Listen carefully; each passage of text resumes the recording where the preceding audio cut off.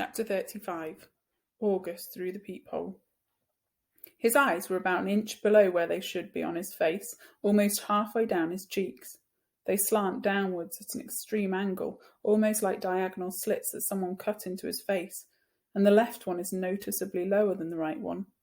They bulge outward, because his eye cavities are too shallow to accommodate them.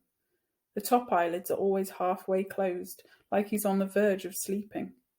The lower eyelids sag so much they almost look like a piece of invisible string is pulling them downward. You can see the red part on the inside, like they're almost inside out. He doesn't have eyebrows or eyelashes. His nose is disproportionately big for his face, and kind of fleshy. His head is pinched in on the sides where his ears should be, like someone used giant pliers and crushed the middle part of his face. He doesn't have cheekbones. There are deep creases running down both sides of his nose to his mouth, which gives him a waxy appearance. Sometimes people assume he's been burned in a fire.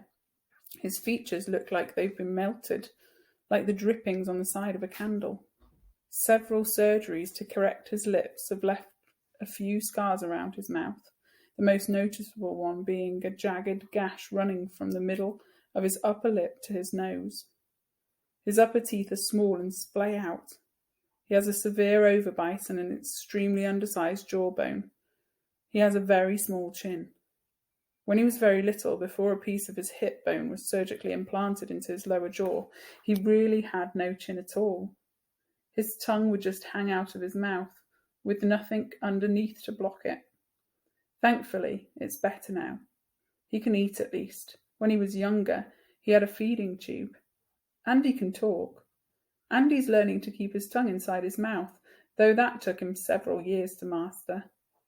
He's also learned to control the drool that used to run down his neck. These are considered miracles. When he was a baby, the doctors didn't think he'd live. He can hear too. Most kids are born with these types of birth defects have problems with their middle ears that prevent them from hearing, but so far August can hear well enough through his tiny cauliflower-shaped ears. The doctors think that eventually he'll need to wear hearing aids, though. August hates the thought of this. He thinks the hearing aids will get noticed too much. I don't tell him that the hearing aids would be the least of his problems, of course, because I'm sure he knows this. Then again, I'm not really sure what August knows, or doesn't, what he understands and doesn't understand. Does August see how other people see him, or has he gotten so good at pretending not to see that it doesn't bother him anymore? Or does it bother him? When he looks in the mirror, does he see the Augie Mum and Dad see, or does he see the Augie everyone else sees? Or is there another August he sees, someone in his dreams behind the misshapen head and face? Sometimes when I looked at Gran's, I could see the pretty girl she used to be underneath the wrinkles. I could see the girl from Ipanema inside the old lady walk.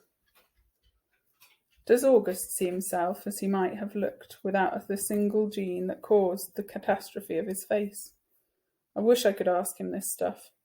I wish he would tell me how he feels. He used to be easier to read before the surgeries. You knew that when his eyes squinted, he was happy. When his mouth went straight, he was being mischievous. When his cheeks trembled, he was about to cry.